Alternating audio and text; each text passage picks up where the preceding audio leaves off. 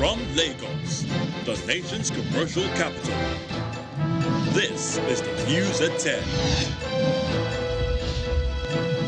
Live from Channels Television. Reporting tonight, Amarachi Ubani.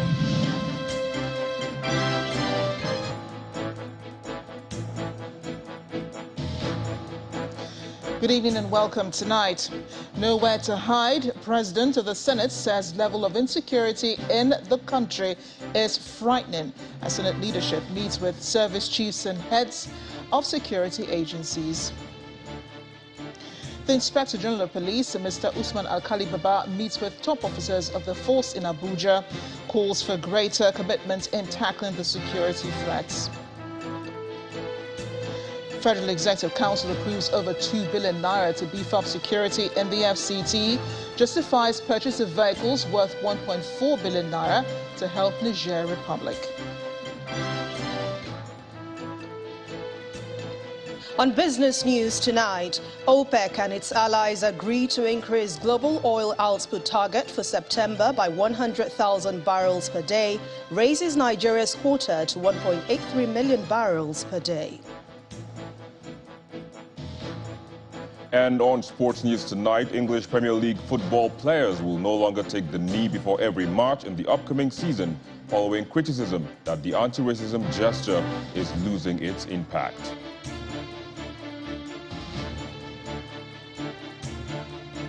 From Abuja, the Independent National Electoral Commission restates pledge to take advantage of the amended Electoral Act 2022 to conduct free and fair polls in that year.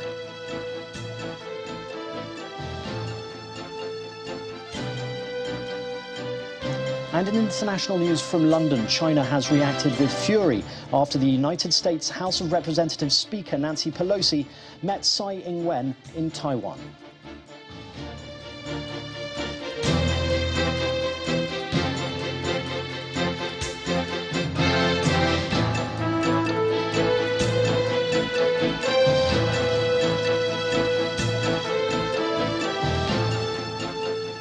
Now, the nation has been grappling with new security threats posed by insurgents of a situation that the President of the Senate says is frightening, adding that there is nowhere to hide or go.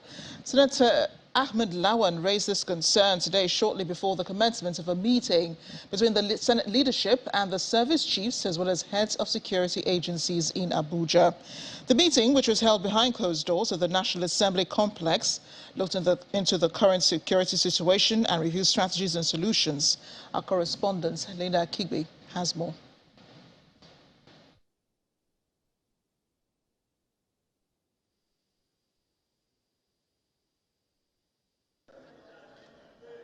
It's exactly 1 week since opposition lawmakers in the Senate walked out of plenary and gave President Buhari a 6-week ultimatum to stem the tides of insecurity in Nigeria or face impeachment. We will give the president an ultimatum. The ultimatum reverberated across the country and was echoed by opposition lawmakers in the House of Representatives. While the countdown to the expiration of the 6-week ultimatum rolls by, in the meantime, the Senate leadership is holding a crucial meeting with the service chiefs and heads of security and intelligence agencies over the worsening security situation in the country. Investments in the security of life and property in Nigeria. Setting the tone for the meeting, the Senate President says the security crisis in Nigeria has lingered for too long and appears to be worsening, despite the National Assembly providing support to the executive to tackle the situation. This current present position where we are is most frightening because it's like there's nowhere to hide or nowhere to go. He further laments that the spate of insecurity has badly affected the economy. We have problem with the economy to some extent because of security. No foreign direct investments, or not as much as we would ordinarily attract to our country. The level of oil theft is of industrial scale today.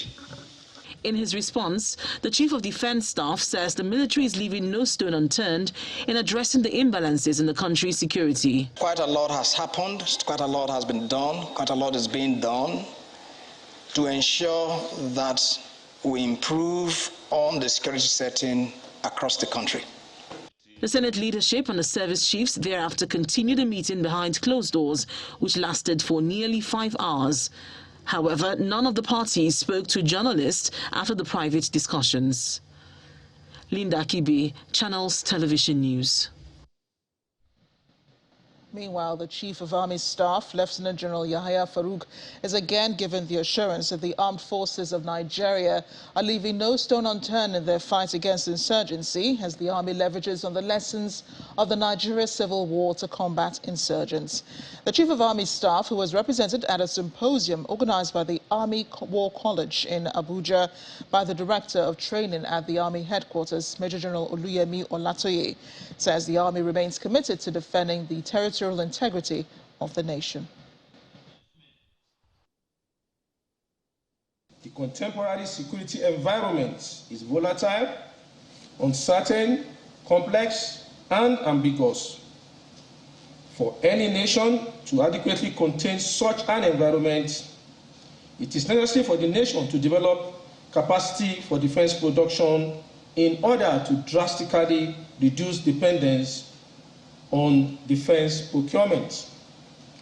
This will afford the nation the capacity to design and produce equipment required to counter its own peculiar security challenge at any point in time.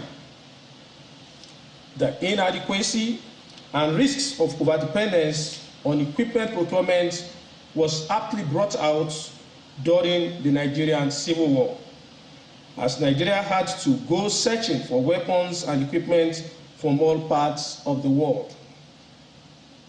This, of course, resulted in unnecessary prolongation of the crisis with attendant tolls on lives, property, and finances.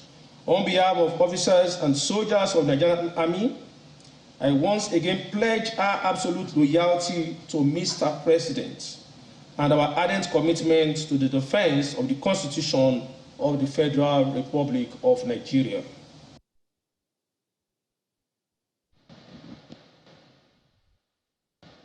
And staying with security matters, the Assistant Inspector General of Police in charge of Zone 12, Audu Madaki, yesterday came under an attack by terrorists in the Bade area of Kaduna State, resulting in the killing of his orderly. Mr. Madaki and a yet-to-be-identified officer survived the attack but sustained gunshot wounds. They were on their way to a conference of the Inspector General of Police, Usman Alkali Baba, and senior police officers from the rank of Commissioners of Police. And in the aftermath of that attack on AIG Audu Madaki, the Inspector General of Police, Mr. Usman Alkali Baba, says he and top officers of the force have been assessing the security situation in the country with a view to tackling it effectively. Mr. Baba stated this before the start of deliberations with senior police officers at the force headquarters in Abuja. That meeting is coming amid other attacks by bandits in parts of the country, including part of the nation's capital.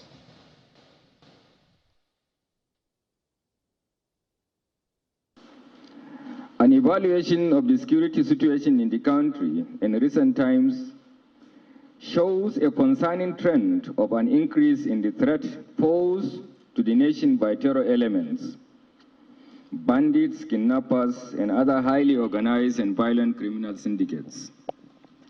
The trend is being compounded by the increasing rate of arms trafficking and proliferation. This has of late occasioned an attack on the correctional facility in Kuje, during which some high-profile criminals escaped. While the police, in conjunction with other security agencies, have succeeded in rearresting some of the fleeing felons and have enhanced the security of the facility, this incident and the increasing violent campaign by armed groups in the country have led to general apprehension among the citizens and continue to present a major threat to our national security. I must note that in the face of the current security situation, The citizens of this country and Mr. President demand of us a higher level of commitment to duty towards addressing the prevailing fear of crime among the populace and mitigating the current security threats. This is our mandate, and we must commit to achieving it. The pathways for which we will key into is the major issue, or is the major reason why we are here. Security also dominated the meeting of the Federal Executive Council today, where the government approved the sum of 2.68 billion naira as part of efforts to beef up security in the nation's capital. The Minister of the FCT, Mr. Mohammed Bello, told State House correspondents after the meeting that 1.8 billion naira of the sum was approved to procure utility vehicles, security gadgets and accessories to advance support towards security agencies within the territory. The federal government also defended the donation of vehicles worth over 1 billion naira to the Niger Republic. Our State House correspondent Gloria Mizuki reports. The Federal Executive Council, chaired by the President Muhammadu Buhari, hosts additional personalities this week. 3 new permanent secretaries representing Adamawa, Akwa Ibom and Sokoto states are sworn in by the President before the council meeting continued behind closed doors.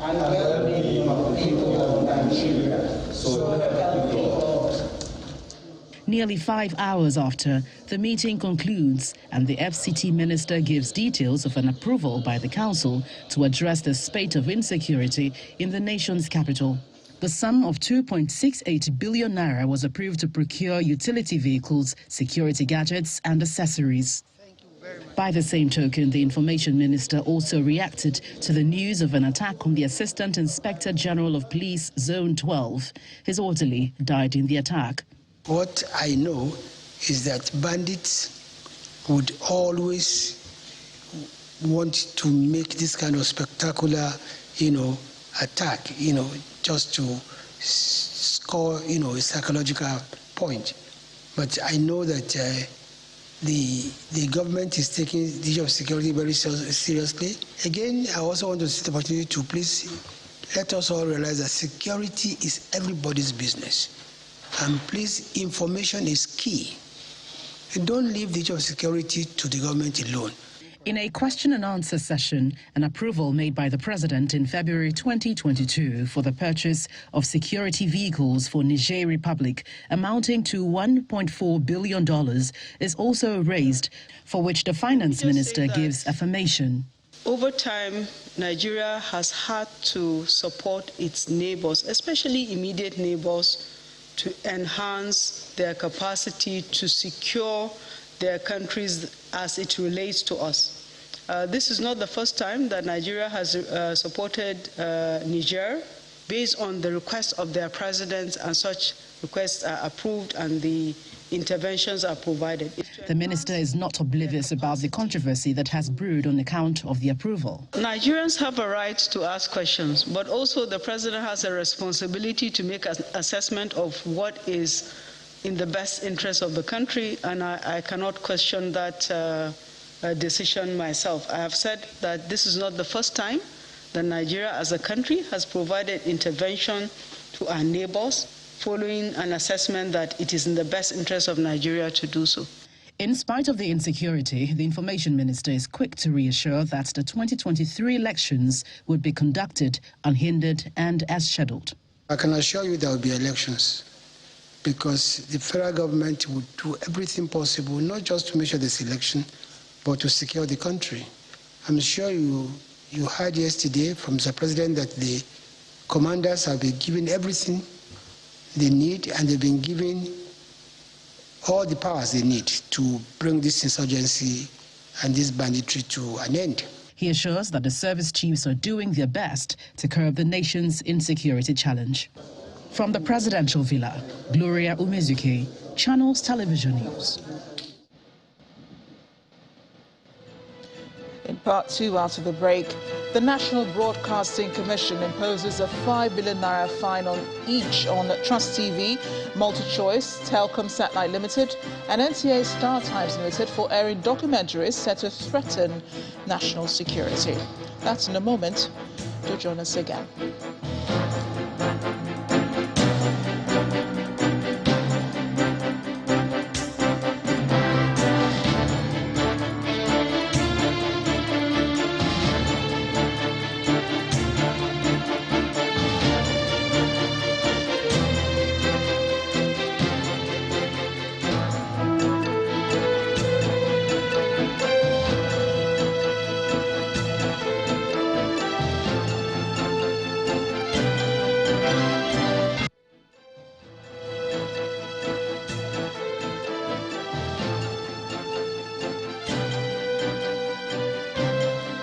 Welcome back. If you just joined us to watching the news at 10 live on Channels Television Lagos, here's a reminder of our top stories.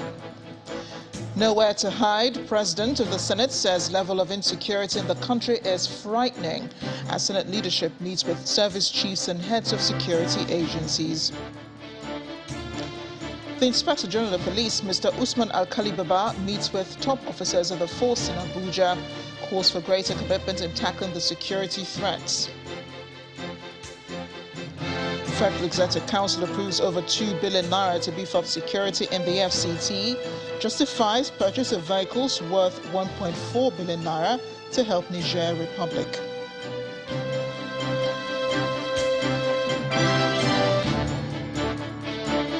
State House of Representatives Speaker Nancy Pelosi met Tsai Ing-wen in Taiwan.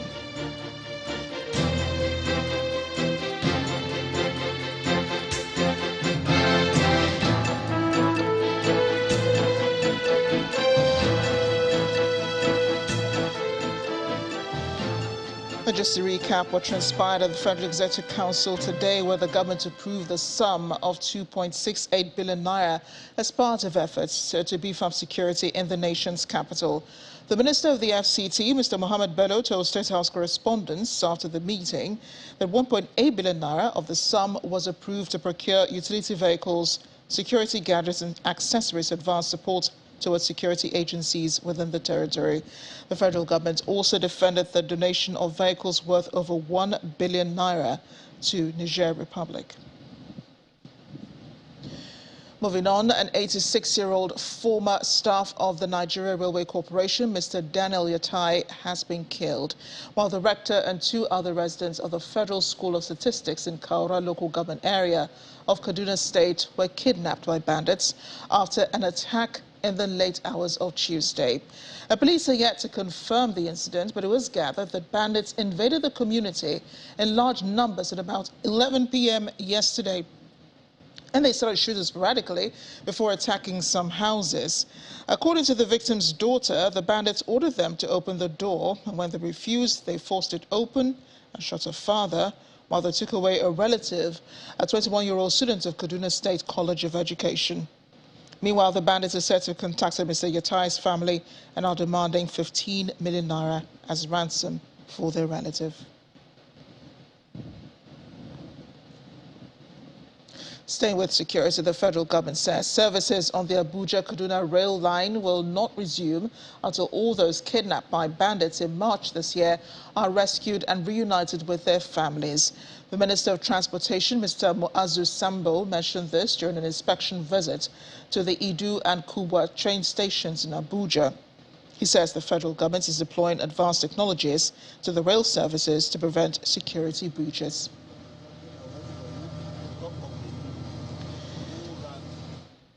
And the federal government says services on the Abuja rail line will not resume, as it mentioned earlier.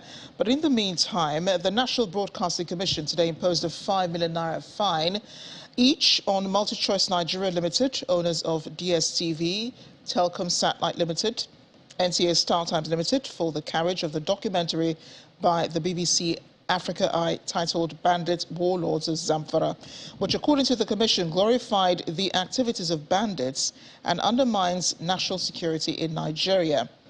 Trust TV Network Limited was also fined 5 million naira for its documentary titled Nigeria's Banditry, The Inside Story. The Director General of the NBC, Badagry Seaport, explains in a statement that while appreciating the need for educating, informing and enlightening the public on issues bordering on developments within and outside the country, the Commission wishes to advise broadcasters to be circumspect and deliberate in the choice and carriage of contents offensive to Nigeria's national security. The Director General adds that the airing and carriage of these documentaries contravene the provisions of the Nigeria Broadcasting Code. But the management of Trust TV has reacted to the fine imposed on it by the National Broadcasting Commission for airing the documentary titled Nigeria's Banditry, The Inside Story. A statement from the management notes that while we are currently studying the Commission's action and weighing our options, we wish to state unequivocally that as a television station, we believe we're acting in the public interest by shedding light on the thorny issue of banditry and how it is affecting millions of citizens of our country. It says that the documentary traces the root of the communal tensions and systemic inadequacies which have led to the current armed conflict, setting the stage for another grand humanitarian crisis in the country. We're in Kogi State now, where the Governor Yahaya Bello has warned traditional rulers and council chairmen whom he claimed are in the habit of harboring criminals to desist from it or face outright removal from office. The governor read the riot act during a joint meeting with first-class traditional rulers and local government chairmen in Lokoja, the state capital. The governor's action followed the recent killing of 3 policemen and 5 vigilantes on duty in Ajaokuta local government area. First-class traditional rulers, 21 local government chairmen, security agencies and some top government officials are seated at this glass hall of the Government House, Lokoja, for this crucial emergency strategic security meeting initiated by the Kogi State Governor Yahaya Bello. I do receive intelligence and reports from the locals and from various sources. And I did call the local government chairman of Ajaokuta and the paramount ruler of Ajaokuta. The reports reaching me from your domain is not palatable. The governor makes some necessary security pronouncements due to the rising insecurity in the country, as he orders the closure of all brothels, demolition of shanties, among other measures. We are aware that some criminals will take machine or keke napep, wear face mask, face cap. They wear face cap, put on dark goggles, and they wear nose mask. They wear it and either be spying or going for criminal activity. Therefore, except in hospitals and related institutions, the use of nose mask in the public is hereby banned and prohibited as far as Kogi State is concerned. One of the traditional leaders makes an appeal for more security in the Kaba area, while other stakeholders believe the timing of this meeting is apt. Between Ijowa and Yamui, along that stretch, there's a lot of threat to life and property on a daily basis. It is pertinent, Your Excellency, to, as usual, have a practical interface with the local government, chairmen, traditional rulers that constitute the local government institution through which you are fighting insecurity in the local government and across the state. The governor has asked all traditional rulers and local government chairmen to be more proactive in the discharge of their duties or stand to be removed, as his administration will not condone any act of complicity.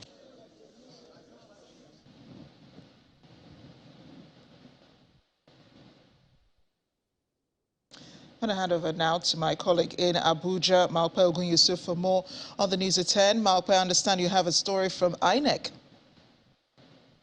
Indeed, electoral matters are concerned, Amara. Ahead of the 2023 general elections, the Independent National Electoral Commission says it will leverage on the amended Electoral Act 2022 to conduct free and fair polls next year. This assurance is coming from the chairman of INEC's Electoral Institute, Professor Abdullahi Zuru, who explains that with the infusion of technology and the latest directives for political parties by the Commission, Nigerians should expect nothing short of a credible process. He was speaking at the 4th Abubakar Momo Memorial Lecture organized by the Institute in Abuja. As the 4th Abubakar Momo Memorial Lecture, the theme for this year is the Electoral Act 2022, its imperatives for political parties and the 2023 general elections. The forum also affords members of political parties an opportunity to understand the new provisions in the amended Act, especially the sections that introduce technology into the nation's electoral process. For an umpire and stakeholders who are conscious of their responsibilities of ensuring conduct of free, fair, credible, and inclusive elections, the Electoral Act has brought on board solutions to many issues and many problems that in the past have actually fueled endless litigations in our courts. The use of electronic devices, such as the bimodal voters accreditation system, INEC voter enrollment device, INEC results viewing portal, etc., and other technological devices are now legally allowed in the accreditation process for voters, collation of results, and in the general conduct of elections.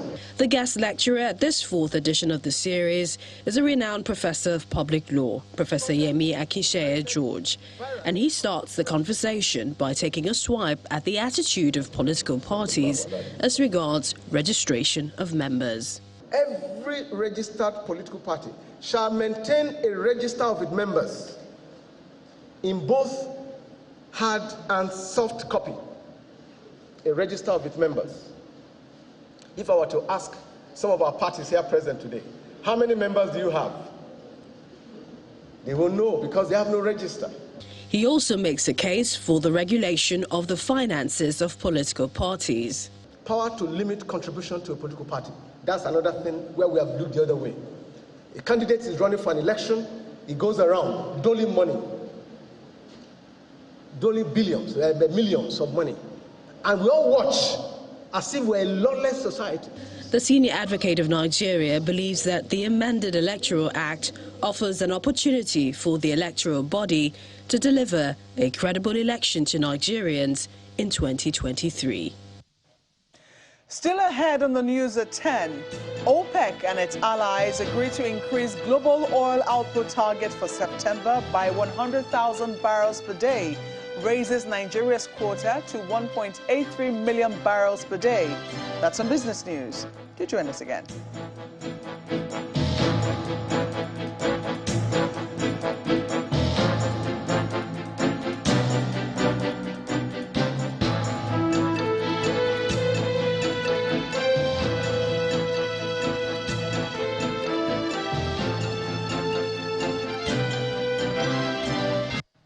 Welcome back to the news at 10.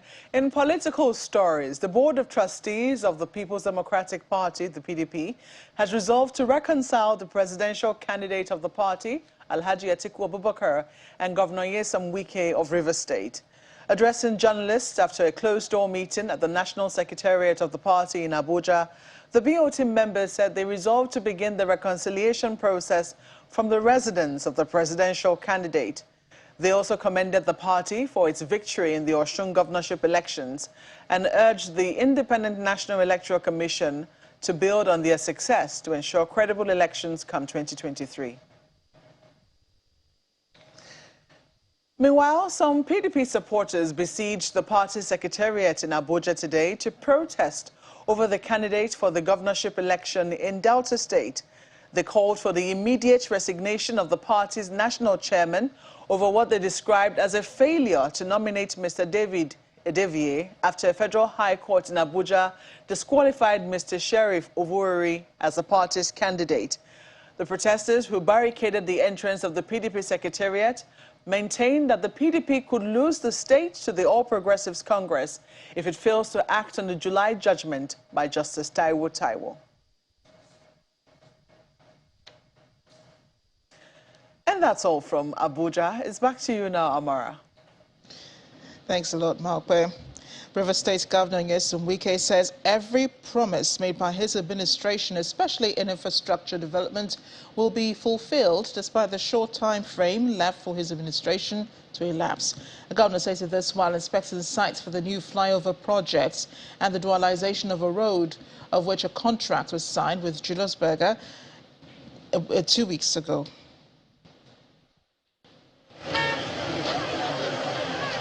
Time may appear to be fast running out of the lifespan of his administration, but Governor Nyesom Wike of Rivers State seems unperturbed as he moves to initiate new projects.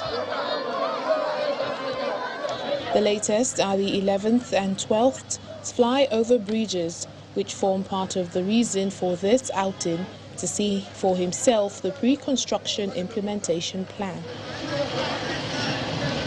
At Rumo Kota in the Obio-Akpo local government area, he appears not happy with some explanations.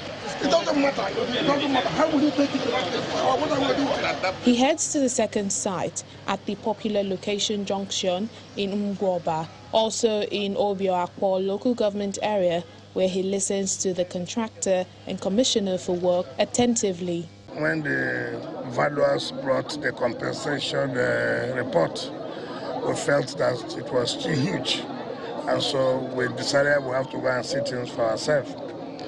But while we go there, we really understood that a lot of buildings will be impacted, and that requires you to compensate heavily to the owners of those houses. But it is worth it in order to give Port Harcourt the facelift and to transform the landscape of the area. The contract for the construction of both flyovers was signed on July 21st, plus the dualization of this Ezekwe Iluabuchi streets, a densely populated low-income area in the Diobu axis of Port Harcourt local government area, where the governor addresses the concerns of the people.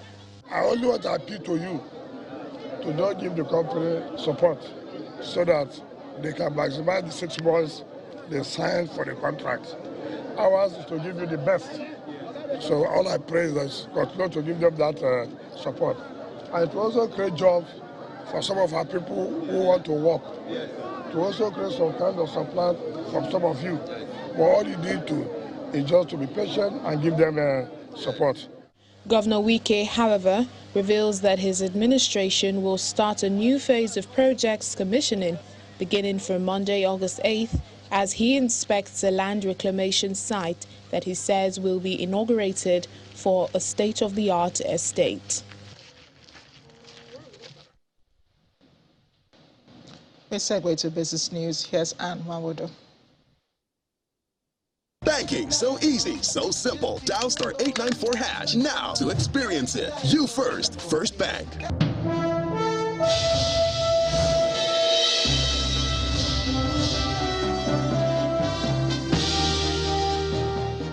Thank you, Amarachi. Hello and welcome to Business News.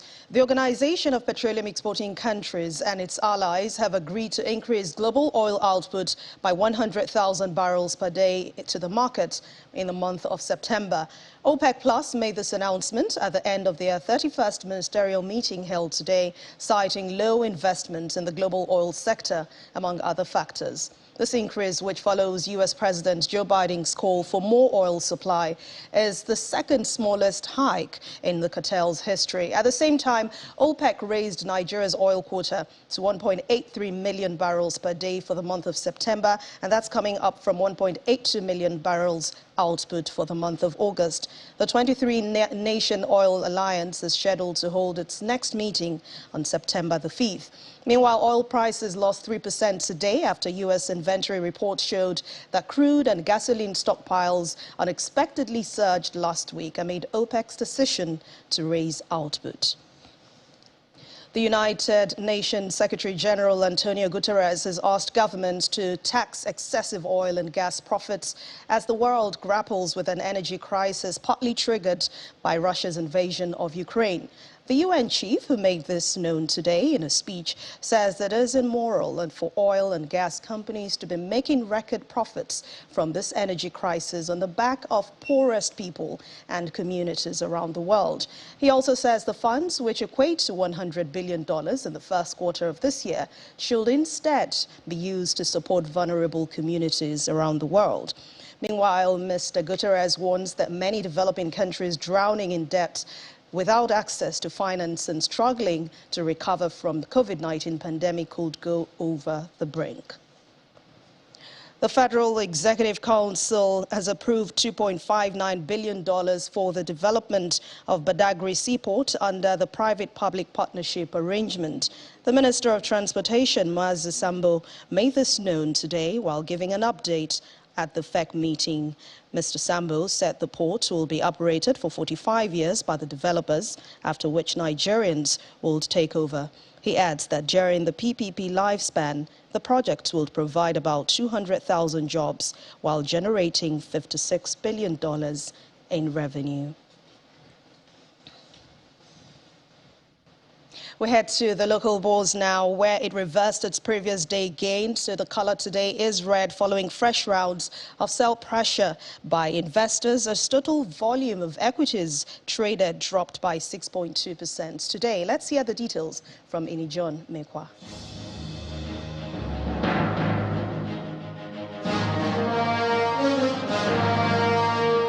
Well, thank you so much. Welcome to the Stock Market Reports. It's 24 hours since I was here, and that's why the bear is back. Obviously, it was another dead cat bounce as the bear takes over again. And there we see the all-share index shedding 0.06%, even though we still have the market cap at over 27 trillion naira. Looks like intensive sell pressure in the market, and this led to 17 trillion naira being decreased from the market value. Question is, are investors reacting to the financial statement being released by corporates? Well, looking at the top trades, this may help us understand how investors behave today. And there we see the most active stock for today was MTN Nigeria. They shed 10.4 million in volume of its shares. And at the close of trade, the share shed 20 kobo from its share price to close at 214 naira 80 kobo. When giants like MTN Nigeria sneezes, the market actually feels it. But there were some gainers for today. We see Lasako led those gainers, gained 10%. And of course, we did have some people who did not gain that much. We had the top losers for today. Leading that pack is Learn Africa. They also shared 10% from their share price at the close of trade today. To red markets, maybe an opportunity for you to slip into the market, but it's your choice. That's a stock market report. I'm Ini John Mekwa. Back to you.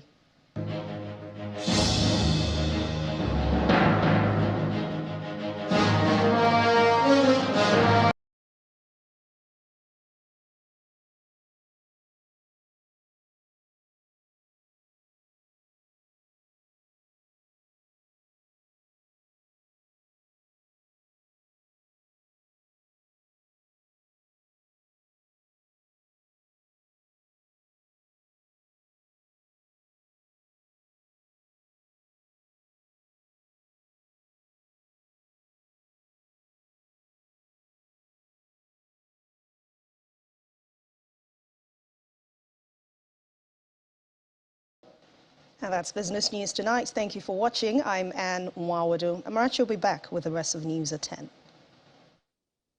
Banking, so easy, so simple. Dial star 894 hash now to experience it. You first, First Bank.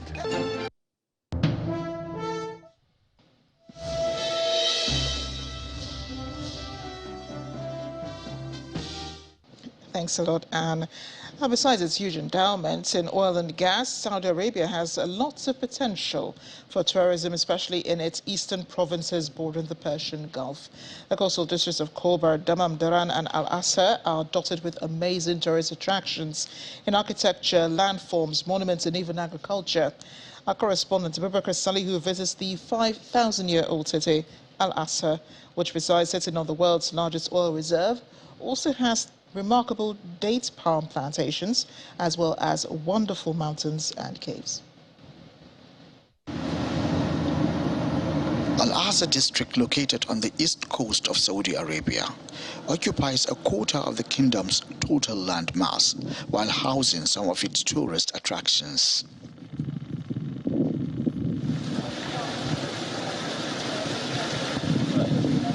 Though located in the deserts, its rich alluvial soil supports agriculture through a 1,500-kilometer man-made river that turns it into an oasis.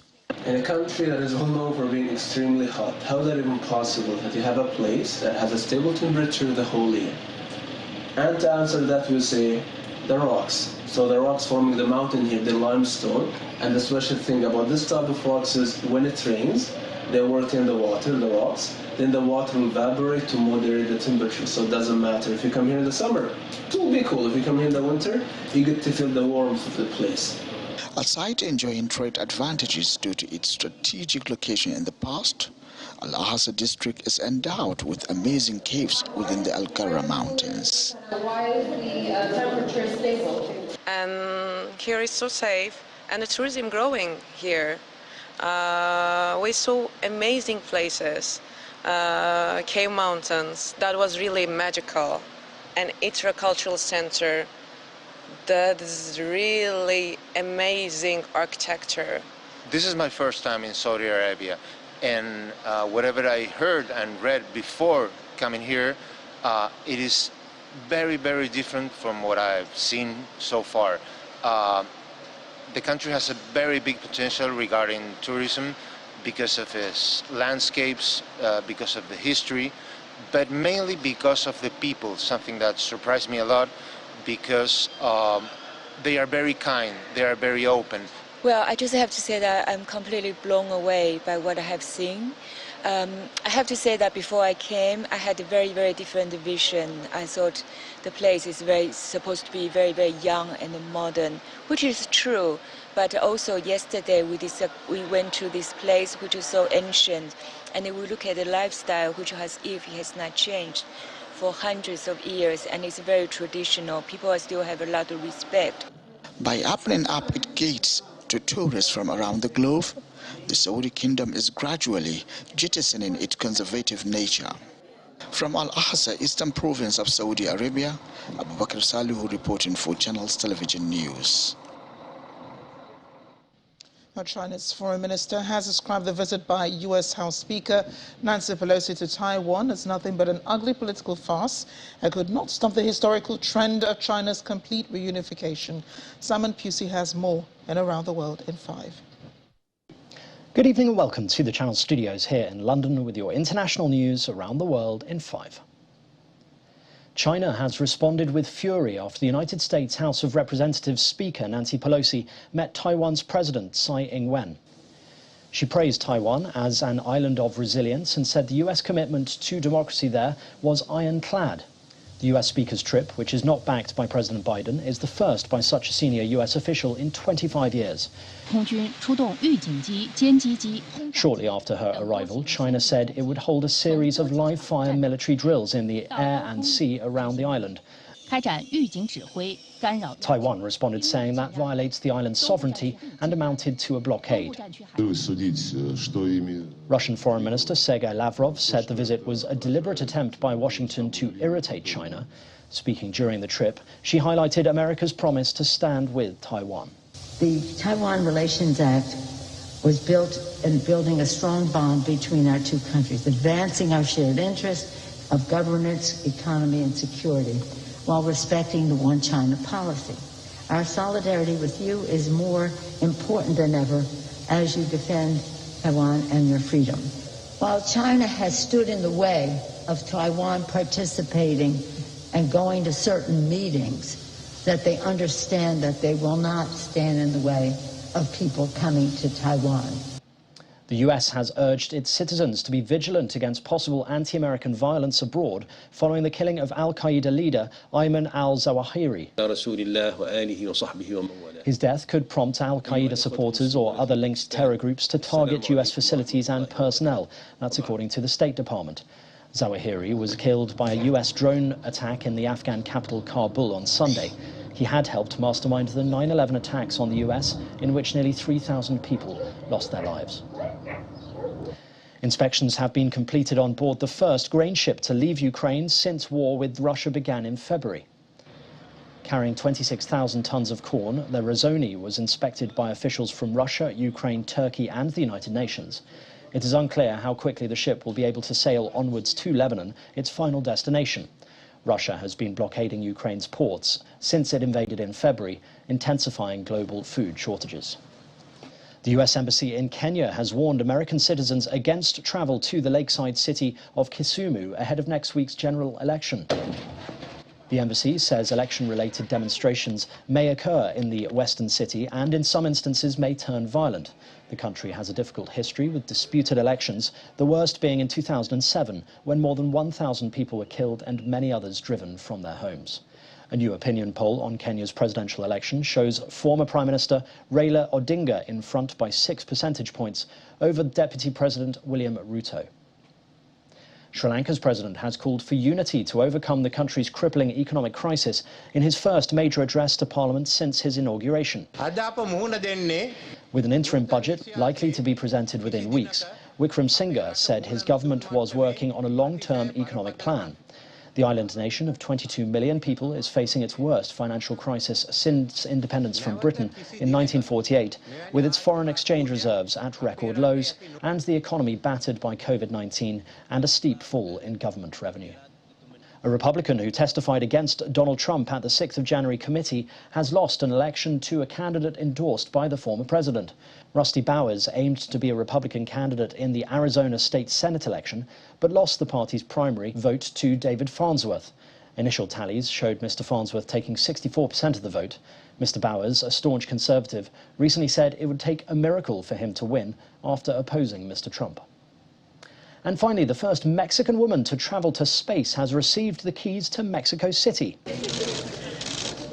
Katia Echezarreta was part of Jeff Bezos' space tourism venture, Blue Origin's 5th crewed launch aboard the rocket New Shepard in early June. She also became the youngest American to visit space at the age of 26. Yo siento que me ha cambiado por completo. After receiving the keys to the city from the mayor, Echezarreta gave a speech where she stressed it was important for her to become a role model for girls in Mexico. And that's your international news around the world in 5. Now back to the Channel Studios in Lagos.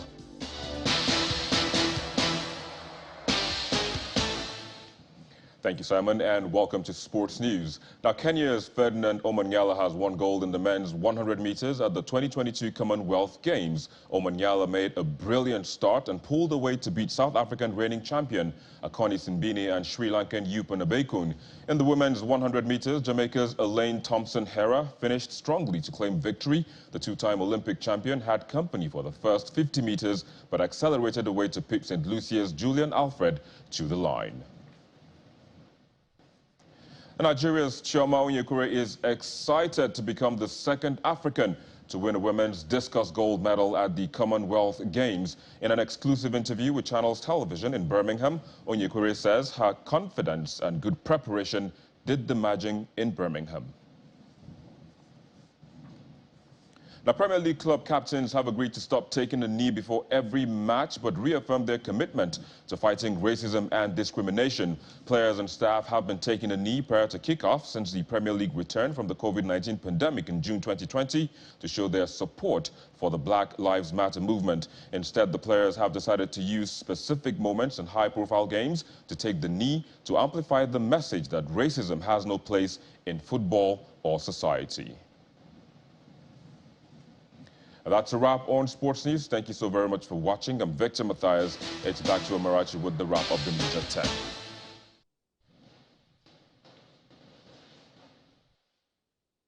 Thanks a lot, Victor. And the main news again. The President of the Senate, Ahmed Lawan, today described the level of insecurity in the country as frightening. He said this during a meeting between the Senate leadership, service chiefs and heads of security agencies in Abuja. Also today, the Federal Executive Council approved over 2 billion naira to beef up security in the FCT and justify the purchase of vehicles worth 1.4 billion naira and not $1.4 billion, as was reflected in our report, to help Niger Republic. That is the news at 10 tonight. Thanks for watching. I'm Amarachi Ubani. Good night.